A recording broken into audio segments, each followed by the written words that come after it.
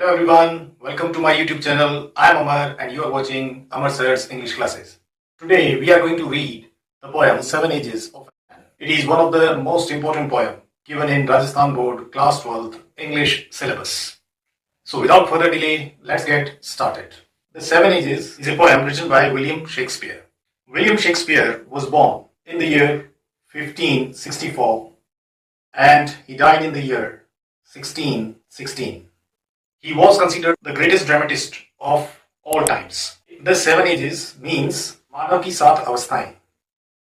इस कविता में William Shakespeare ने इस दुनिया को एक रंगमंच के रूप में बताया है.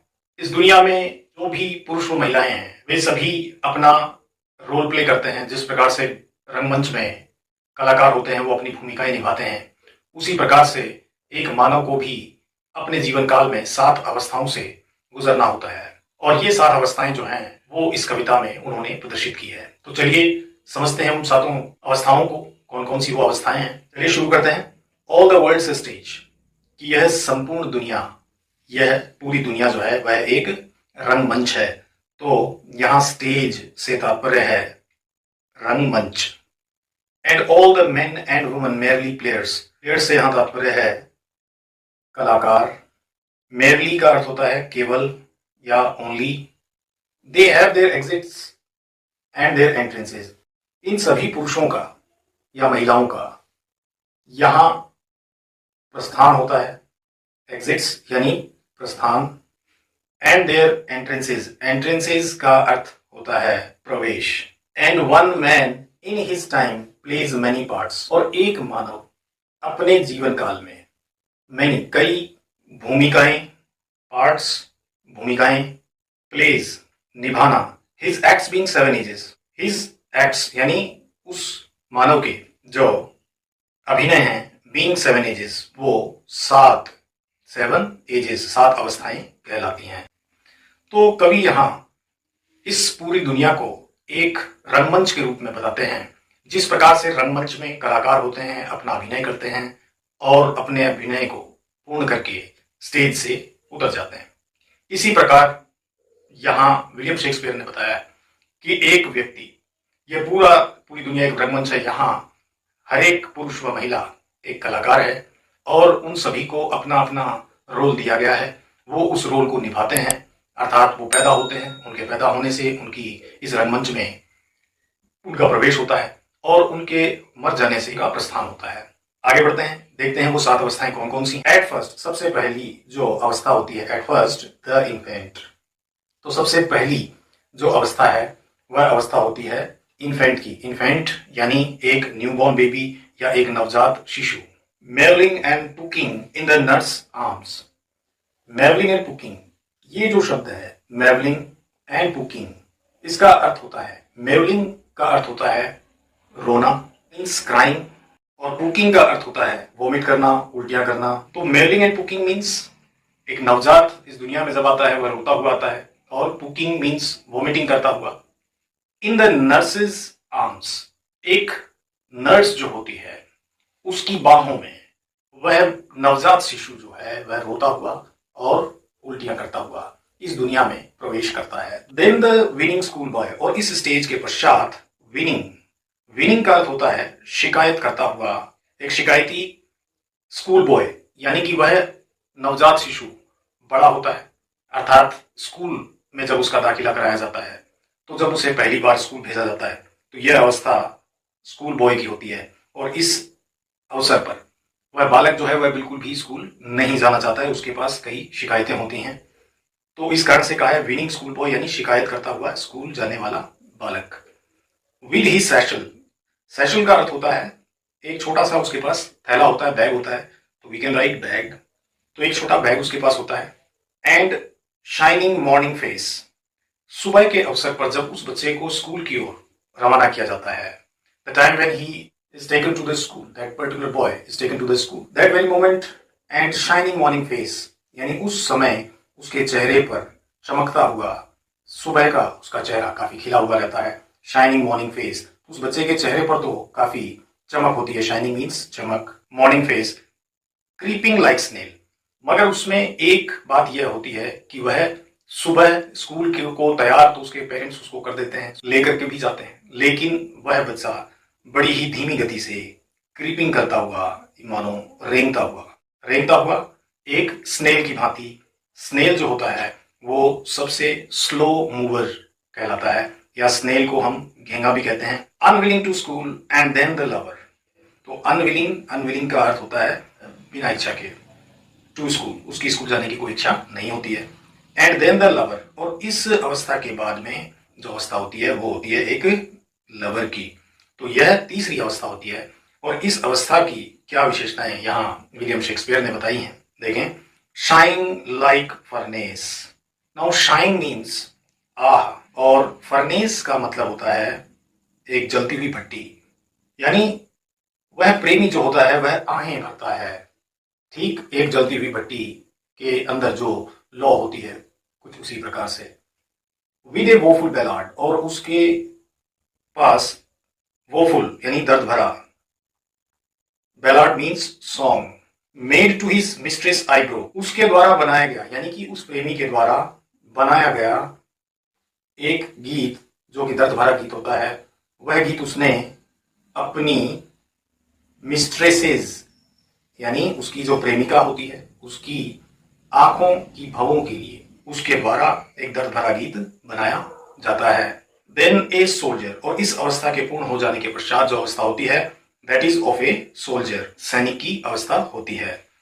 फुल ऑफ स्ट्रेंज ओथ्स, इस अवस्था में एक सैनिक के जीवन में जिस प्रकार कई वचन उसको निभाने होते हैं उसी प्रकार उसके जीवन पूर्ण रूप से भरा हुआ होता है। फुल ऑफ स्ट्रेंज यानी अजीबोगरीब, और ओथ्स यहां पर हम ले सकते हैं वचन या फिर प्रॉमिस या वचन। एंड बेयर्डेड लाइक ए पार्ट, और उसके फिजिकल एट्रीब्यूट्स की बात करें उसको अगर हम देखें तो उसकी दाढ़ी होती है बेयर्डेड लाइक ए पार्ड। पार्ड का अर्थ यहाँ पर एक तेंदुए से लिया गया है, इंग्लिश में से लियोपर्ड कहते हैं, तेंदुए की भांति उसकी दाढ़ी होती है, और वह दाढ़ी जो होती है वो थोड़ी सी फियर्सफुल होती है, यानी कि देखने पर बड़ी ही वह आक्रामक रुख चेहरे का दिखाती है। जेलस इन ऑनर, और इस अवस्था की एक और विशेषता है, जेलस इन ऑनर का अर्थ होता है ईर्ष्यालु और ऑनर का अर्थ होता है सम्मान। अब देखिए इस अवस्था में सैनिक अपने सम्मान के लिए बहुत हद तक इच्छुक होता है कि उसे सम्मान प्राप्त हो, और अपने सम्मान को वो किसी भी कीमत पर खोना नहीं चाहता है। तो जेलस इन ऑनर से तात्पर्य यही है कवि का कि वह अपने सम्मान के लिए बहुत सजग होता है।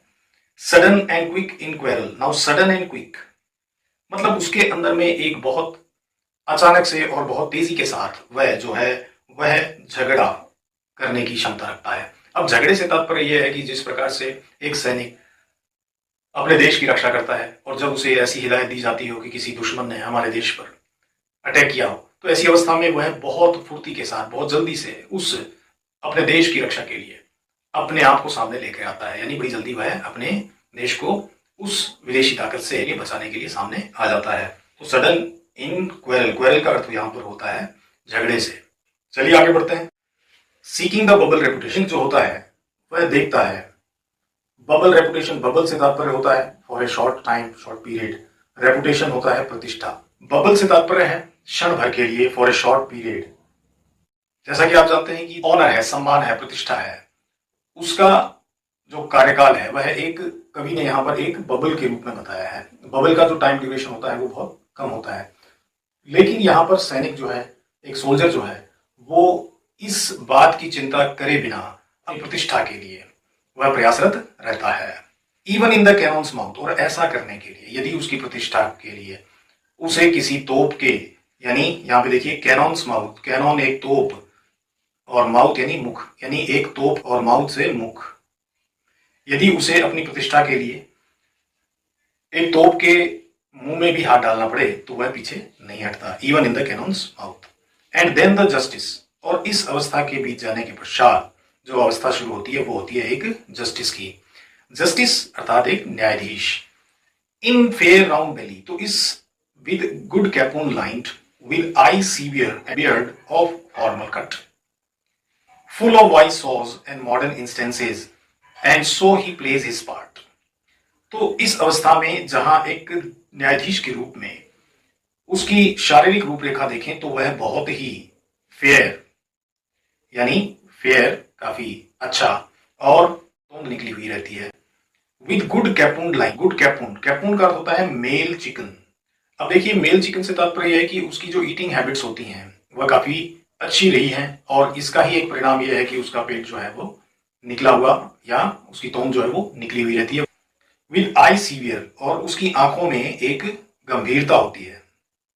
And beard of formal cut, और उसकी जो दाढ़ी होती है वो एक औपचारिक रूप से होती है, यानी कि जिस प्रकार से एक सैनिक के रूप में जब दाढ़ी होती है तो वो काफी सीरियस या फिर अटैकिंग एक लुक देती है, लेकिन इस अवस्था में जो दाढ़ी होती है वो एक साधारण सिंपल दाढ़ी के रूप में होती है। फुल ऑफ वॉइस सॉस, अब इनकी जो बातें होती हैं न्यायाधीश के रूप में जो ये बातें अपनी रखते हैं वो काफी बुद्धिमानी भरी बातें और उसमें कई कहावतें होती हैं जो वो अपनी बात को सपोर्ट करने के लिए रखते हैं। सॉस से तात्पर्य है कहावतें या कोई सेइंग्स जो हम मानते हैं इंग्लिश में, तो इसको हम कह सकते हैं कहावतें। एंड मॉडर्न इंस्टेंसेस, और उनकी बातों के समर्थन में उनके द्वारा मॉडर्न नवीनतम इंस्टेंसेस उदाहरण रखे जाते हैं उनके द्वारा कुछ अपनी बात के समर्थन के लिए। And so he plays his part, और इसी प्रकार से एक न्यायाधीश की अवस्था एक व्यक्ति पूर्ण करता है।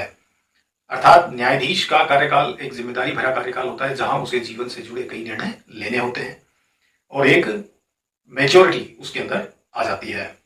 सिक्स्थ स्टेज, इसके बाद में छठी जो सिक्स्थ स्टेज है वह एज शुरू हो जाती है। देखते हैं the sixth age shifts into the lean and slippered pantaloon with spectacles on nose and pouch on side, his youthful hose well saved, a world too wide for his shrunk shank, and his big manly voice turning again towards childish triple pipes and whistles in his sound। तो देखते हैं इस अवस्था में, sixth अवस्था में एक व्यक्ति लीन मतलब दुबला पतला या इसको इंग्लिश में हम समझे तो थिन, एंड स्लीपर्ड पेंटालून, स्लीपर्ड मतलब चप्पलें पहने हुए, अर्थात ये अवस्था ऐसी होती है जहां एक व्यक्ति अपनी नौकरी से रिटायरमेंट ले लेता है, यानी ये वो अवस्था होती है जहां वो नौकरी से रिटायरमेंट ले लेता है। तो उसकी अवस्था जो होती है वह एक दुबले पतले व्यक्ति के रूप में और उसके पैरों में शूज के जगह वो स्लीपर्स पहनता है और ये अवस्था पेंटलून की अवस्था होती है। पेंटलून का अर्थ है money old man. With spectacles on nose, तो उसके द्वारा स्पेक्टिकल्स यानी चश्मा, ऑन नोज उसकी नाक पर एक चश्मा रखी हुई होती है।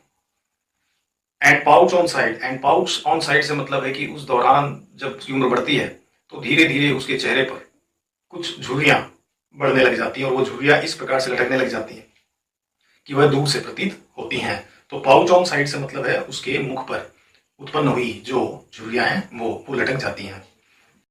हिज यूथफुल होर्स, अब देखिए उस व्यक्ति के द्वारा, उस पेंटलून के द्वारा या उस रिटायरमेंट प्राप्त उस व्यक्ति के द्वारा अपनी युवा अवस्था में जो भी उसके पास पैंट्स थे, जो भी वो पहना करता था, युवा अवस्था में उसके द्वारा जो भी होज पहने जाते थे उनको उसने वेल सेव्ड यानी अच्छे से अपने पास रखा हुआ है। A world too wide for his shrunk shank, किंतु अब जब वह उन होज को पहनने की कोशिश करता है तो वह उसके लिए बहुत हद तक वाइड हो चुके हैं, यानी कि उन होजेस को पहनने पर उसकी जो फिटिंग है वो इल फिटिंग में परिवर्तित हो जाती है, अर्थात वह फिटिंग उसमें नहीं आ पाती। फॉर हिज shrunk shank, अब देखिए shrunk से तात्पर्य है वीक यानी कमजोर और शैंक से तात्पर्य है जो घुटने से लेकर के एंकल तक का जो हमारा पैर का हिस्सा होता है उसे हम शैंक कहते हैं।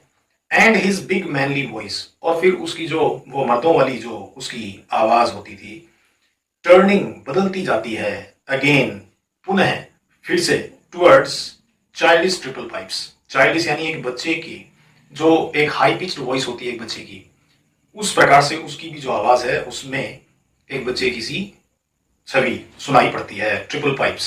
And whistles in his sound, और साथ ही साथ उसकी सांस जो है उसके साथ साथ जिस प्रकार से एक सीटी या एक विस्लिंग सी होने लग जाती है तो उसकी वाणी में भी कुछ परिवर्तन आता है और उसकी विस्लिंग शुरू हो जाती है। लास्ट सीन ऑफ ऑल, और इसके बाद अंतिम दृश्य जो होता है, लास्ट सीन जो सातवीं अवस्था है, वह अवस्था होती है जो कि that ends this strange eventful history is second childishness and more oblivion, sense teeth, sense eyes, sense taste, sense everything। यानी कि अंतिम अवस्था जो है वह अवस्था आखिरकार अब तक की दिस स्ट्रेंज यानी इस अजीब, इवेंटफुल यानी घटनाओं से भरी हुई जो उस व्यक्ति का इतिहास था उसको वो क्या करती है, समाप्त कर देती है। Is second childishness and mayor oblivion, और इस अवस्था को दूसरा बचपन भी कहा जाता है, सेकेंड चाइल्डिशनेस। यानी कि इस अवस्था में पुनः एक व्यक्ति, जैसे कि एक न्यूबॉर्न बेबी एक आया एक नर्स की सहायता के लिए आश्रित होता है, उसी प्रकार से इस अवस्था में एक व्यक्ति भी अपने परिवार की सहायता पर का मोहताज हो जाता है। बिना सहायता के वो कुछ नहीं कर पाता है, तो पुनः उसका जीवन जो है एक बेबी की भांति हो जाता है जो दूसरों पर निर्भर करता है। एंड मेयर ओब्लिवियन, और यहाँ पर आकर के उस व्यक्ति के द्वारा सब कुछ भूल गया होता है, वो हर चीज वह भूल जाता है। Mayor oblivion mean forget everything. जैसे सेंस टीथ, सेंस का तात्पर्य होता है, सेंस मीन्स विदाउट, सेंस का मतलब होता है विदाउट, तो बिना दांतों का वह हो जाता है, अर्थात उसके दांत उसका साथ छोड़ देते हैं। बिना आंखों का, आंखें होने के बावजूद भी उन आंखों से उतना दिखाई नहीं देता है। सेंस टेस्ट, न उसे किसी प्रकार का स्वाद का पता चलता है। एंड सेंस एवरीथिंग, और यहां तक कि हर चीज सब कुछ जो है वह उसका साथ छोड़ देता है। तो with this we come to an end of this poem. Hope you have enjoyed this poem. Till then, goodbye. See you. Jai Hind, Jai Bharat.